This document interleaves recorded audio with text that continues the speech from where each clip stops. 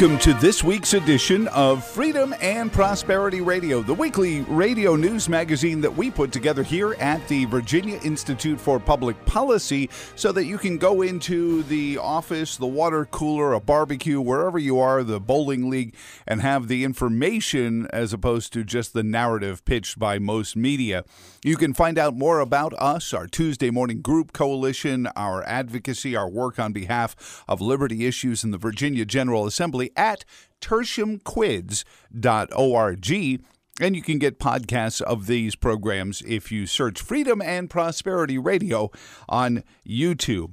Our first guest wants to talk green energy, renewable energy. And every time I hear the phrase renewable energy, I remember the press release several years ago from Duke Energy that claimed that trees were not renewable energy sources. And I had to look at it for a while because they were going to get away from burning anything that came from a tree because that was not renewable. And I thought perhaps that was indicative of our problem when it comes to energy generation. Mark Mills is our first guest, and of course with the Manhattan Institute. Good morning, Mark. Welcome to the program. How are you doing today, sir? Good morning. Good to join you, and I wish I was at a barbecue. Yeah, so do I, actually. But I tell you, you just penned a piece about a renewable energy, and I thought it was interesting because I think people think that these renewable energy sources, wind turbines and solar cells, just come from green energy fairies or something like that. Your column is, if you want renewable energy, get ready to dig. Talk about the reality of some of these, quote, green energy programs. Well, the piece was about, I guess you would call it physics reality, but there's lots of other important things like money, availability, which is perhaps the most amazing achievement of civilization after thousands of years, is that we now have energy when we want it, not when nature decides to make it available. That would include food, because food and fuel are what allows civilization and humanity to exist. Absolutely. But what I was really pointing to is a perhaps obvious thing, is that the machines that you need to capture wind and sun, this wind and sun, everyone says is free, so let's deal with that separately, but it's not really free. Nothing's free. Most people grow up and learn there's no free lunch, but that should be a law of physics. But the machines that capture the energy are not renewable. That's the key.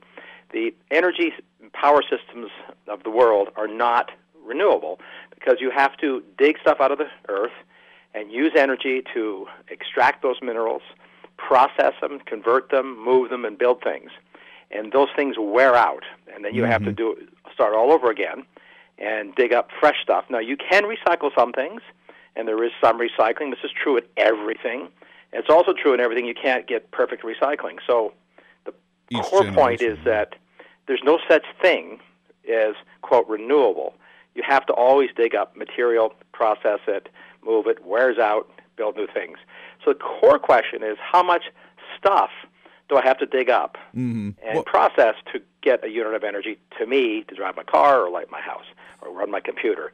And that's really what the exercise is about. And what you learn is, if you sort of tease out the facts, which aren't that hard to find, by the way. You can use the magic Google machine, which, by the way, is also energy consuming at levels that are surprising. But you find out that there's just far more minerals and materials and transport and processing to produce a unit of delivered energy using wind or solar than there is by going the route of hydrocarbons, oil, gas, and coal. It's just indisputably the case, and the numbers are astonishing, frankly. Well, and sort of this goes to the root of what has been a part of this since Michael Mann was just an adjunct here at the University of Virginia, watching the Capitals play and saying, I could do something with that hockey stick shape. But at the beginning, it was unaffordable, but it was companies that said, we can find a way to make this affordable, but first we have to convince people to stop looking at things that you just did, which is that one-to-one equation of how much does this cost versus how much does it generate, because when that happens, almost everything falls by the wayside. Well, it does. Look, what's going on here is it's a straw man that should be a real straw man, and that is that there's some massive transition away from oil, gas, and coal to wind and solar, that we're going to stop using oil, gas, and coal, and everything's going to become wind, solar, and batteries. That's sort of the what I would have thought would have been a straw man. It's no longer a straw man. It's now the anchor point of a lot of the candidates for president on the Democratic Party. So we've gone from that being a, frankly, technically silly straw man to a policy proposal. Not just here. A lot of people around the world are saying that. So what I object to is, I guess you call it, I've used the phrase magical thinking, others have. The belief that certain things, because you declare them can be true, is a little dangerous. I mean, to be facetious, it's like pretending you can fly, right, jumping off a cliff. You can. You can fly exactly once. Doesn't end well. So that's right. This is a problem, and this is the thinking we have today. Look, here's some numbers just to give a sense. When the most magical and wonderful quote green energy tool that people want to use are more batteries, because the batteries not only run cars like Teslas, but also will store the energy, the electricity from the sun and wind when the sun's not shining and the wind's not blowing. So you have to start out with basic facts. If you want to store energy, which is critical, whether you're driving a car or flying a plane or running a grid, if you want to store as much energy as in a barrel of oil, that weighs 300 pounds, by the way, you need roughly 20,000 pounds of Tesla batteries. Oh, my gosh. And they cost $200,000. So even if you assume those batteries become half the price, which is what some people forecast, we're now comparing $100,000 to store a barrel of oil equivalent versus a steel tank that costs a few bucks to store an actual barrel of oil that weighs 300 pounds instead of 20,000 pounds. So that's why you're not going to fly jumbo jets on batteries. The weight doesn't matter for the grid. The money certainly matters. And then if you think about the environmental issue here, because we're being told we have to do it anyway, because we're going to do something about the environment, and specifically people talking about carbon dioxide. So two things we need to know. First, the energy needed to make the battery is real. You have to fabricate batteries using energy, and most of the batteries are increasingly made in China, where the grid is mainly coal-fired. And it takes 100 barrels of oil equivalent of energy to fabricate a battery that can store 1 barrel of oil equivalent of energy. Oh my gosh, this is where it's. And then the materials part. We have to dig stuff out of the earth. These things again. To repeat, one can Google this up. It takes a little work. You might have to go to Google Scholar to find real mining facts, but they're there. So if you imagine again, I have a pound of oil, and if I want to store that energy in a battery, I need 60 pounds of batteries. To get the pound of oil, I have to move 2 or 3 pounds of stuff, water or other, move the chemicals around. And there's different things you have to do. So you've got sort of what you call environmental overhead. But to make 60 pounds worth of batteries, I have to mine and extract and process from the earth on the order of thousands of pounds of materials. So you're trading off a few pounds of moving stuff around for thousands of pounds of things you have to physically dig out of the earth, process, move, manufacture. Then let's add to the trifecta. Not only does it cost energy to make these things, not only does it use a lot of material to make these things, which are real, these are just choices. You can do that. I'm not saying you can't do it. Once you just be aware of what we are doing. And the third, of course, is the geopolitical feature. We are now, as probably most of your listeners know, a net natural gas exporter. People told us we'd never have any gas again. We are a major, in fact, I think now the world's third largest oil exporter. We are the world's largest oil producer. We are on track to becoming a net energy exporter.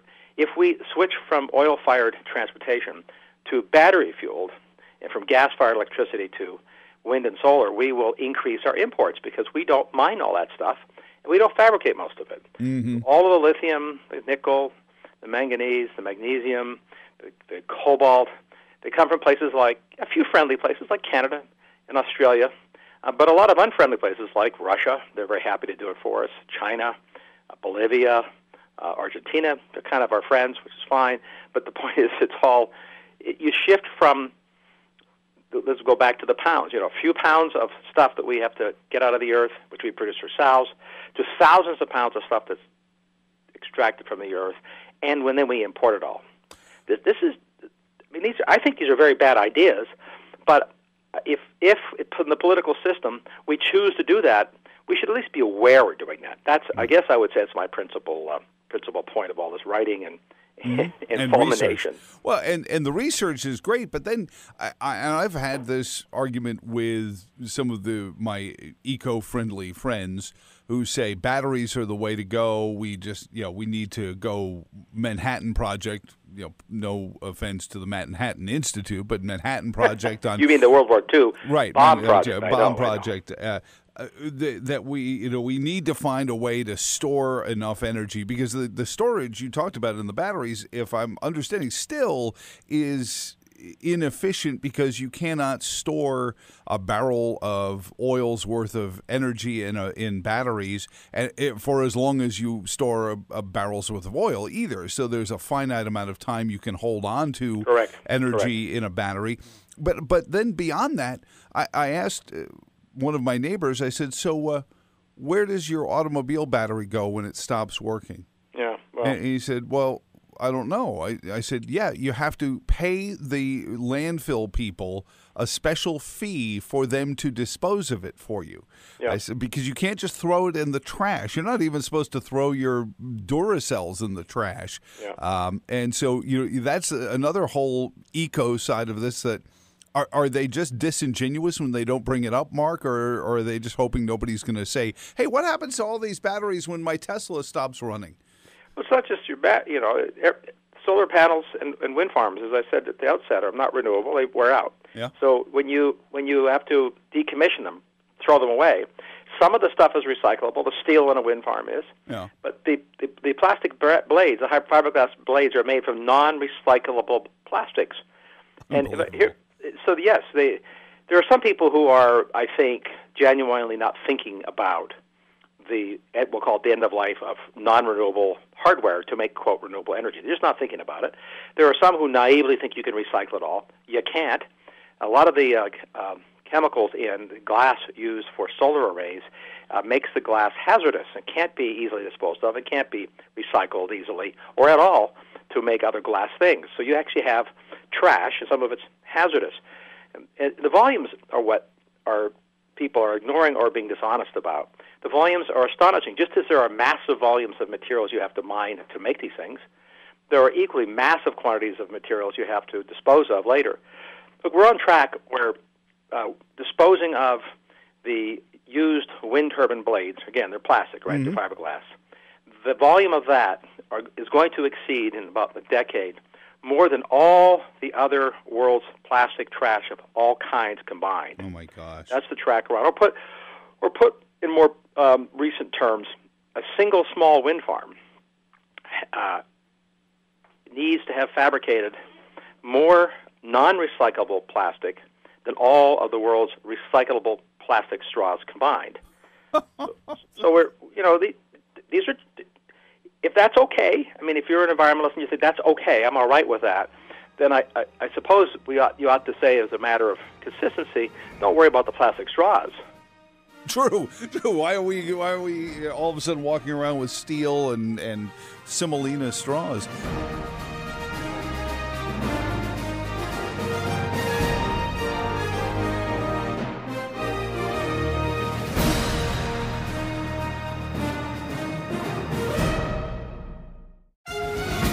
Mark, you talk about the mining of these materials and how much we'd have to mine to build the wind farms, and you mentioned the fiberglass fan blades, wind turbine blades. If I'm not mistaken, doesn't that require a certain amount of petroleum product to make those as well?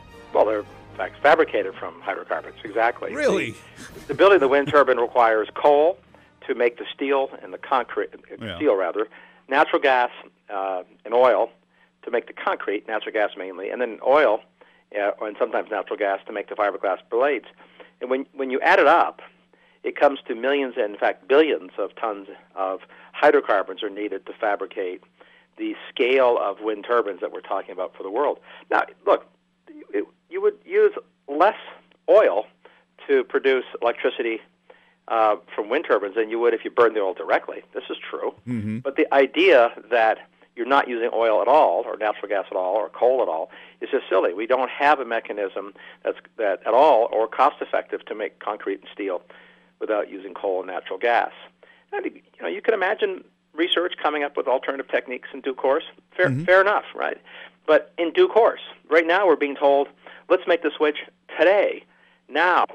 It would be a catastrophic switch economically and environmentally. But that fiction that it's a cheap and easy way to go is, of course, a scientific fiction. Well, and our chief programming consultant Adam Smith tells us that if you let the marketplace do what it would, and that's keeping the regulatory hands of government away from it, eventually we will find less expensive, more efficient, therefore I think more ecologically friendly. The more efficient you are, the more ecological you are. The sources of generating the energy that we need in greater and greater numbers. Was some of this driven, and it was pointed to the explosion of air conditioners and personal data devices that needed energy. And some of this I've heard, and most of it I can only trace back to borderline conspiracy theories, that some of this has to do with the electric grid and allowing smaller companies like Appalachian Power to sell their surplus electricity to New York City or Los Angeles. Therefore, if they get us in Appalachia or Central Virginia to use less energy, that's more for them to resell on the grid market. It seems like a plausible business solution that a corporation would say, hey, I can sell this to New York for bust-out retail versus the low consumer rate that I'm going to get from Joe Thomas or Mark Mills.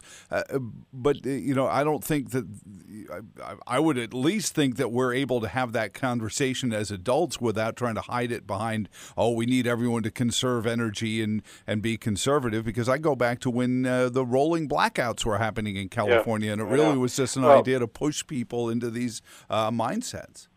So I guess I'm not a fan of conspiracy theories in general, although there is the expression conspiracy of dunces, you've probably heard. Yes. So there are things that appear to be conspiracies because they're common tropes, common wisdoms that collectively lead to actions which are just silly, and it feels like a conspiracy. So, but here's where the conspiracy lies, I guess, and what I object to.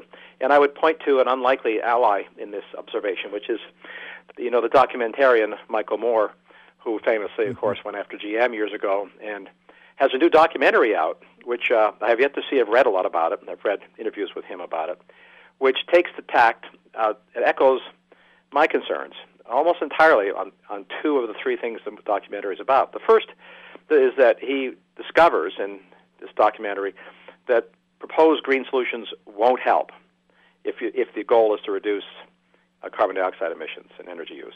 That, in fact, he concludes it'll make it worse, which I agree with, by the way. So I have Michael Moore on my side on that. Wow. The second thesis of his documentary is that there's a lot of green kleptocracy going on. He's very blunt and frank and unhappy about the motivations behind a lot of this, just frank, wealth.